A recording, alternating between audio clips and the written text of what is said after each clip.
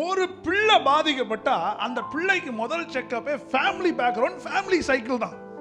இன்னைக்கு நம்முடைய வியாதி, நம்முடைய சூழல், நமக்கு கடன் பிரச்சனை, நமக்கு உபத்திரவம், இது எல்லாத்தையுமே நீங்க செக் பண்ணீங்கன்னா யாரோ அப்பா அம்மா விட்டு போன ஒரு கடனை இன்னைக்கு பிள்ளை சுமக்கிற. அப்போ எல்லாத்துக்குமே ஒரு சைக்கிள் இங்க இருக்கு. அப்போ ஆவிக்குரிய ரீதியில் நாம் ஆண்டவருடைய சைக்கிளுக்காக ஜெபம் பண்ணா இங்க யுத்தம் ஸ்டார்ட் ஆகும். உங்க வாழ்க்கையின் முரண்மைகள் மாற வேண்டும். ஆனா என்னைக்கு இந்த சைக்கிளுக்காக பிரேயர் பண்ண ஆரம்பிக்கிறோமோ பயங்கரமான ஒரு வார் நடக்குது, பயங்கரமான ஒரு யுத்த களத்தை நம்ம ஃபேஸ் பண்றோம். ஆனா யுத்த களத்துக்கு பயந்து ஆசீர்வாதத்தை விட்டுறாதீங்க. யுத்த களம் இன்னைக்கு பயமா இருக்கலாம், ஆனா நம்ம எதுக்காக ஜெபிக்கிறோம்னா அடுத்த வாழ போகிற ஒரு யுக வாழ்க்கையில நாமும் நம் சந்ததியும் கர்த்தருடைய லைஃப் சைக்கிள்ல டிராவல் பண்ண ஆரம்பிக்க போகிறோம். இன்னைக்கு ஒரு பிள்ளை பிறகுதான் அந்த பிள்ளைக்கு ஏன் இவ்வளவு பிரஷர்னா ஃபேமிலியோட பேக்ரவுண்ட் தான் பார்க்குறேன்.